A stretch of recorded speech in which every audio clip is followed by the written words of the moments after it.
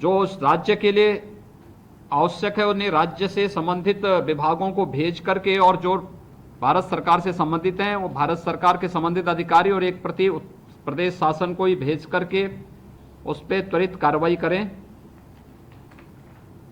परियोजनाओं के समयबद्ध पूरा होने और गुणवत्ता से युक्त होना उसका बहुत आवश्यक है।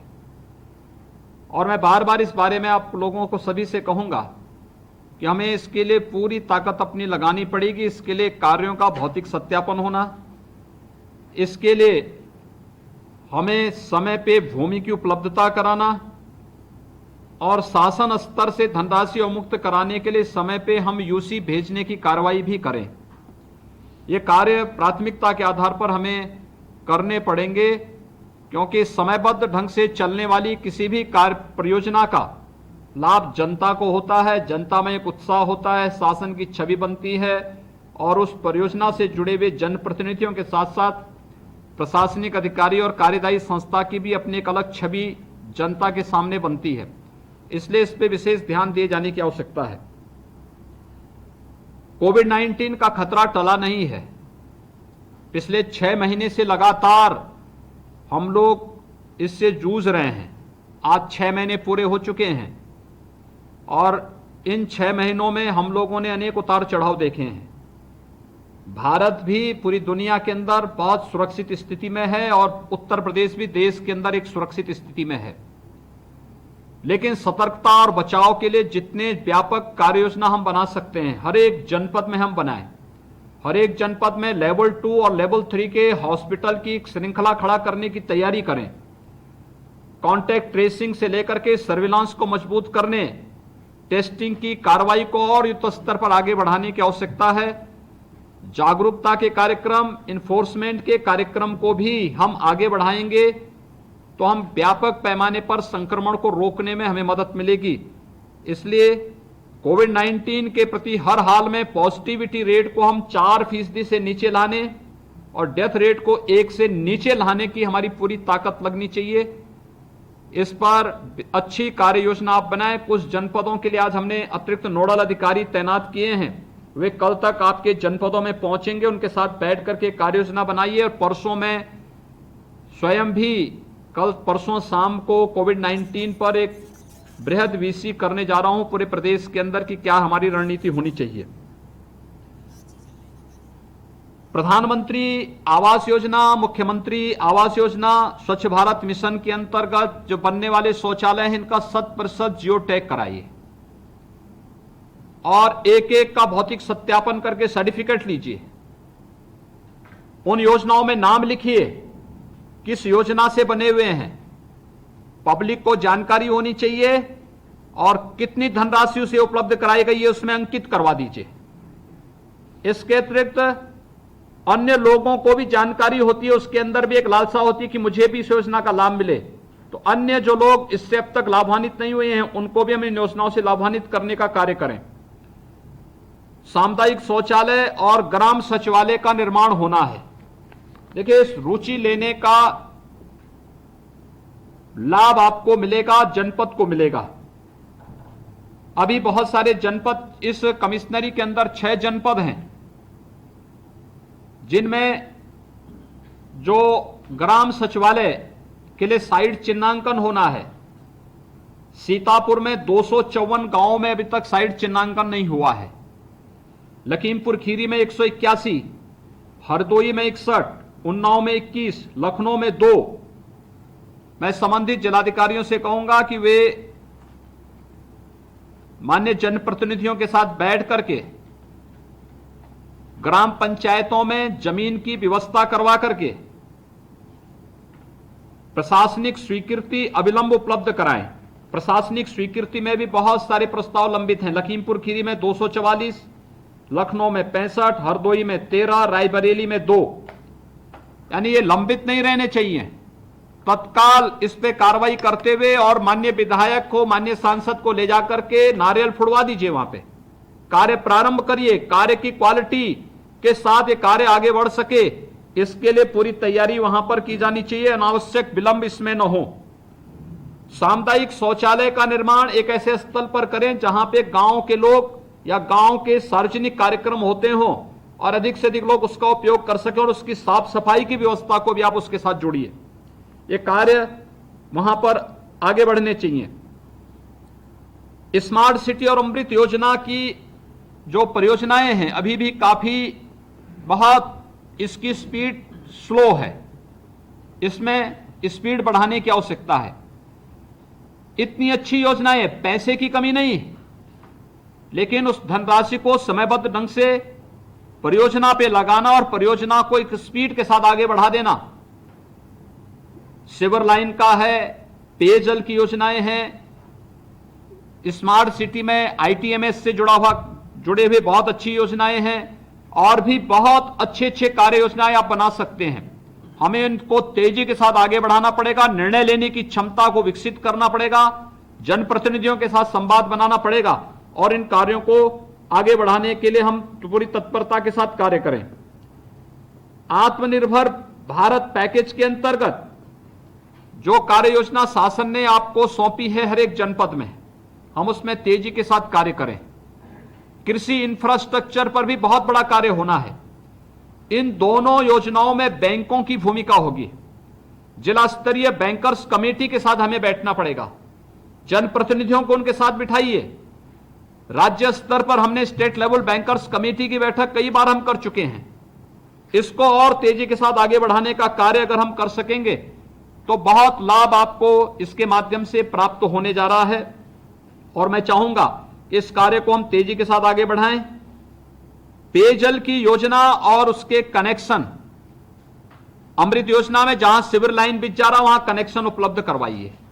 ऐसे ही पेयजल की स्कीम ये सेल्फ सस्टेनेबल कैसे बन सके, हम उसको यूजर चार्ज के साथ जोड़ सकते हैं। हम उसको, अगर गांव के लोगों को शुद्ध पेयजल मिल जाएगा तो आधी से अधिक बीमारी उनकी वजह से समाप्त हो जाएगी।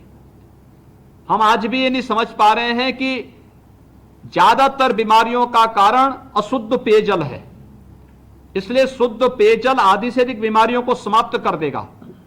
अगर हम यूजर चार्ज के माध्यम से भी लोगों को शुद्ध पेयजल की आपूर्ति कर रहे हैं या ग्राम प्रधान निधि से धनराशि उपलब्ध करा करके इन योजनाओं को आगे बढ़ा रहे हैं, हमें सेल्फ सस्टेनेबल हर एक योजना को बनाना पड़ेगा और इसके लिए ग्राम पंचायतों के साथ बैठना पड़ेगा। नोडल अधिकारी तैनात करने पड़ेंगे हर एक परियोजना के लिए। ये जितने भी कार्य योजनाएं हैं, हमने 10 करोड़ से ऊपर की परियोजनाओं की समीक्षा की है, लेकिन जितना भी पैसा जा रहा है, 1 लाख की परियोजना हो, 50,000 की परियोजना हो, 2 लाख की हो, 10 लाख की हो, ये जितनी भी परियोजनाएं हैं, इन सभी परियोजनाओं पर जितना भी पैसा जा रहा है, एक एक कार्य की समीक्षा, उसका भौतिक सत्यापन की व्यवस्था और समयबद्ध ढंग से इन कार्यक्रमों को हम आगे बढ़ा सकेंगे तो जनता को भी लाभ होगा और आपका वहां पे रहना स्वाभाविक रूप से इसका भी लाभ आपको और आपकी छवि को ही प्राप्त होगा और जनप्रतिनिधि भी इससे लाभान्वित होते हुए दिखाई देंगे। और मैं चाहूंगा इन कार्यक्रमों को आप प्रत्येक परियोजना के साथ नोडल अधिकारी की तैनाती करके इन परियोजनाओं को समयबद्ध ढंग से मानक की गुणवत्ता को बनाए रखते हुए पूरा करने का कार्य करें। गौ आश्रय स्थल, हर एक जनपद में गौ आश्रय स्थल के लिए पर्याप्त धनराशि उपलब्ध कराई गई है। हम कुछ अच्छे गौ आश्रय स्थल बनाएं, उन गौ आश्रय स्थलों को हम लोग आय के साथ कैसे जोड़ सकते हैं, बहुत सारी चीजें हो सकती है। अभी बनास डेयरी के साथ हमारी एक दिन बातचीत चल रही थी, उन्होंने गोबर गैस से सीएनजी निकाल करके सीएनजी को रिफिलिंग करके रसोई गैस के सिलेंडर के वितरण की कार्रवाई को किया हुआ, इनकम का एक स्रोत उनका हुआ। बर्मी कंपोस्ट के माध्यम से उन्होंने जो नर्सरियां बन रही उन नर्सरियों को कंपोस्ट सप्लाई किया, उसके माध्यम से उन्हें उपलब्ध हो सकता है। और भी अच्छे माध्यम हो सकते हैं, हमें भी उन संभावनाओं को विकसित करना चाहिए। ऐसे ही पर्यटन विकास की संभावनाएं, हर एक जनपद में पर्यटन विकास की अनंत संभावनाएं हैं। हम लोग पिछली बार उन्नाव में गए थे, माननीय अध्यक्ष जी ने स्वयं वहां पे देवी के एक मंदिर में कैसे विकास की उन परियोजनाओं को आगे बढ़ाने का कार्य किया था। ऐसे ही कार्यक्रम हम लोग अपने अपने जनपदों में भी देख सकते हैं। हम पैसा देने को तैयार हैं, राज्य सरकार पैसा देने को तैयार है। हम देखें तो कि कैसे, क्योंकि एक पर्यटन स्थल का मतलब केवल पर्यटन के विकास की नहीं, वहां पे इनकम के बहुत सारे स्रोत बनते हैं, लोगों को रोजगार की व्यापक संभावनाएं बनती हैं। अनेक लोग वहां पे स्वयं आत्मनिर्भर भारत के जिस अभियान को प्रधानमंत्री जी चलाने की बात कर रहे हैं, पर्यटन की संभावनाएं, वन डिस्ट्रिक्ट वन प्रोडक्ट की कार्य योजना, विश्वकर्मा श्रम सम्मान योजना के माध्यम से, इनके माध्यम से हम बहुत तेजी के साथ इन कार्यक्रमों को आगे बढ़ा सकते हैं। और हमें ओडीओपी की योजना हो या फिर विश्वकर्मा श्रम सम्मान की हो या पर्यटन की संभावनाओं को आगे बढ़ाने का हो, जनपद स्तर पर इस पर रुचि लेनी पड़ेगी और इन कार्यक्रमों को आगे बढ़ाना पड़ेगा। गन्ना मूल्य भुगतान के बारे में मैंने जनपद स्तर पर भी कहा है और गन्ना विभाग से ही मैं कह रहा हूं कि हमारा प्रयास होना चाहिए कि नया सीजन प्रारंभ होने के पहले हर हाल में गन्ना मूल्य का भुगतान हो, यह हम सुनिश्चित कराएं। 1 अक्टूबर से धान क्रय केंद्र प्रारंभ हो रहे हैं। जनपद स्तर पर हम इस बात की समीक्षा कर लें, जहां जहां अतिरिक्त धान क्रय केंद्र स्थापित होने हैं, किसान संगठनों से, किसान समितियों के साथ संवाद बना करके वहां पे कोविड-19 के गाइडलाइन का पालन करते हुए हम अधिक से अधिक धान क्रय केंद्र स्थापित करें। न्यूनतम समर्थन मूल्य का दाम किसान को प्राप्त हो, यह हमारा प्रयास होना चाहिए और इस पर हम अपने कार्यक्रमों को तेजी के साथ आगे बढ़ाने का कार्य करें। स्वच्छता और सैनिटाइजेशन हमारी किसी भी प्रकार की वेक्टर बॉर्न डिजीज के खिलाफ लड़ाई की पहला हथियार है।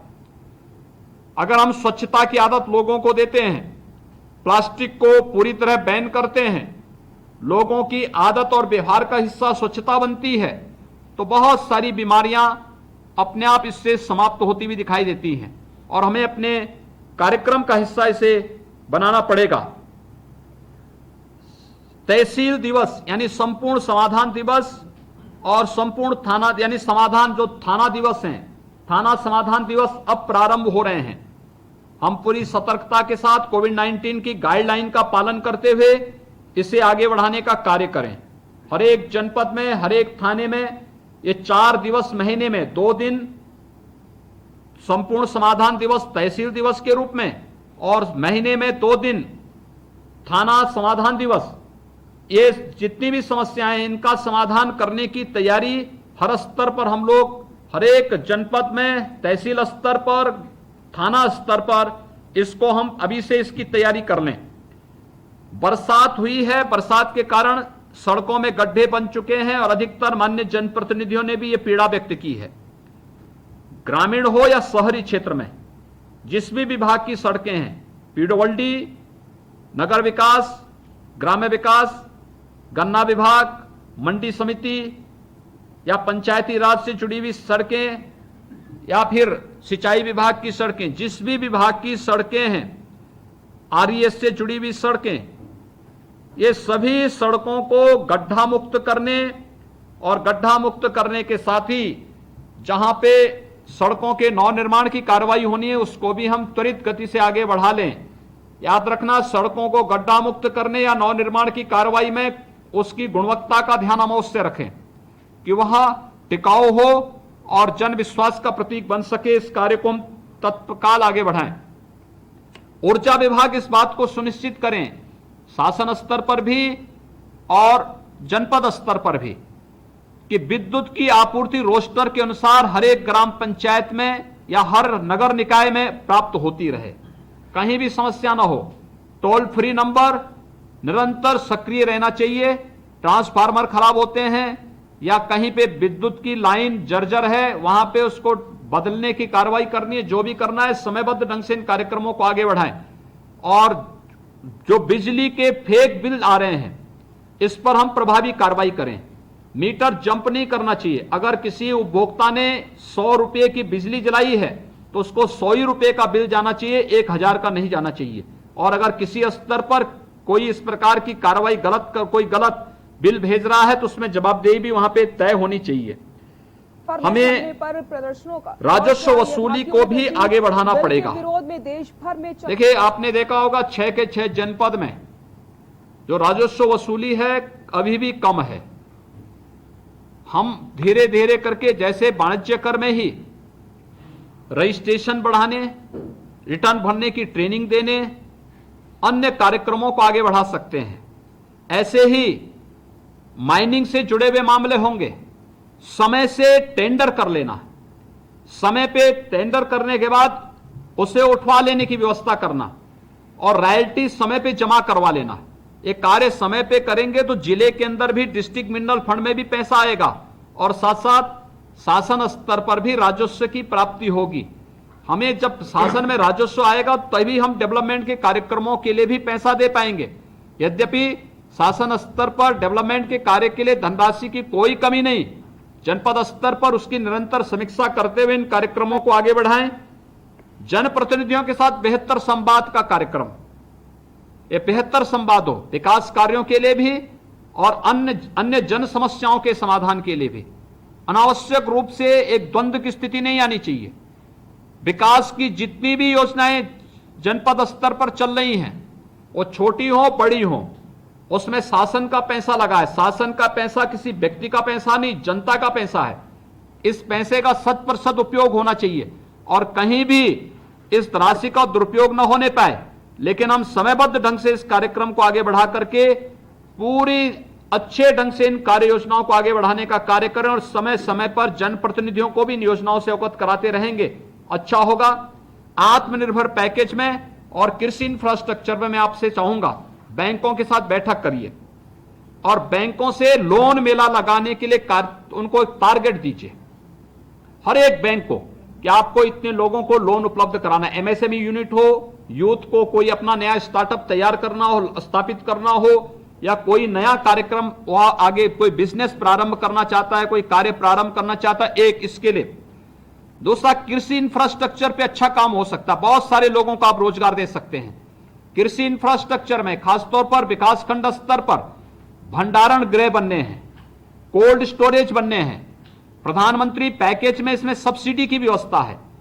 अगर हम जनप्रतिनिधियों को विश्वास में लेकर के कुछ प्रगतिशील किसानों को और कुछ समाज के मानिंदों को या कुछ समाज के जागरूक लोगों को इसके साथ जोड़ सकेंगे, बहुत बड़ा कार्य हो सकता है। बहुत सारे लोगों को इसके माध्यम से रोजगार प्राप्त हो सकता है। कृषि इंफ्रास्ट्रक्चर पर पूरे देश के लिए 1 लाख करोड़ रुपए की घोषणा प्रधानमंत्री जी ने की है। 1 लाख करोड़ के इस ऋण को अगर हम उत्तर प्रदेश में, मुझे लगता है 12-15 हजार करोड़ रुपए का ऋण अगर हम वितरित करवा देते हैं, कितने बड़े पैमाने पर स्टोरेज के लिए आपके पास भंडारण गृह बन सकते हैं, कोल्ड स्टोरेज बन सकते हैं। उसमें सब्सिडी मिलेगी लोगों को और साथ साथ कई वर्षों तक किराया उनको मिलता रहेगा। किसान को अच्छा दाम मिलेगा, जब मार्केट रहेगा उस समय उनको भंडार गृह से अपनी उपज को निकाल के मार्केट देंगे, मार्केट में उनको अच्छा दाम भी इसका मिलेगा। ये सारे कार्यक्रम हमें समयबद्ध ढंग से आगे बढ़ाने पड़ेंगे। मैं आज के इस पूरे समीक्षा बैठक में भाग लेने के लिए अपने विधानसभा के माननीय अध्यक्ष जी को भी, अपने सहयोगी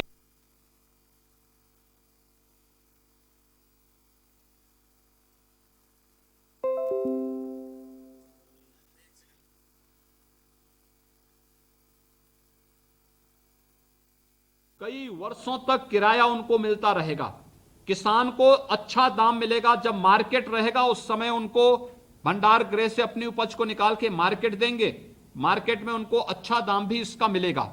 ये सारे कार्यक्रम हमें समयबद्ध ढंग से आगे बढ़ाने पड़ेंगे। मैं आज के इस पूरे समीक्षा बैठक में भाग लेने के लिए अपने विधानसभा के माननीय अध्यक्ष जी को भी, अपने सहयोगी उप मुख्यमंत्री डॉक्टर दिनेश शर्मा जी को भी, जल शक्ति मंत्री डॉक्टर महेंद्र सिंह जी भी यहां पर हैं, उनको भी, अपने उन सभी मंत्रियों और सभी जनप्रतिनिधियों को हृदय से धन्यवाद देना चाहूंगा जिन्होंने विकास कार्यों में ये रुचि ली है। जिले की टीम जो कोविड-19 से जूझते हुए विकास के कार्यों में भी रुचि ले रही है, वो वास्तव में मैं उनको भी धन्यवाद दूंगा, क्योंकि वे लोग एक तरफ कोविड-19 से जनता को बचाने का कार्य कर रहे हैं, क्योंकि कोविड-19 की लड़ाई बहुत आसान लड़ाई नहीं, एक बहुत कठिन लड़ाई है, संक्रमण तीव्र है और उस संक्रमण में स्वयं बचते हुए भी लोगों को बचाने का काम भी कर रहे हैं और विकास की गतिविधियों को, आर्थिक गतिविधियों को भी आगे बढ़ाने का कार्य कर रहे हैं। ये वास्तव में पूरी टीम इसके लिए धन्यवाद की पात्र है और मैं चाहूंगा कि हम लोग इस कार्यक्रम को और तीव्रता के साथ आगे बढ़ाने का कार्य करेंगे। आप सबको मैं एक बार फिर से हृदय से धन्यवाद देता हूं। धन्यवाद जी।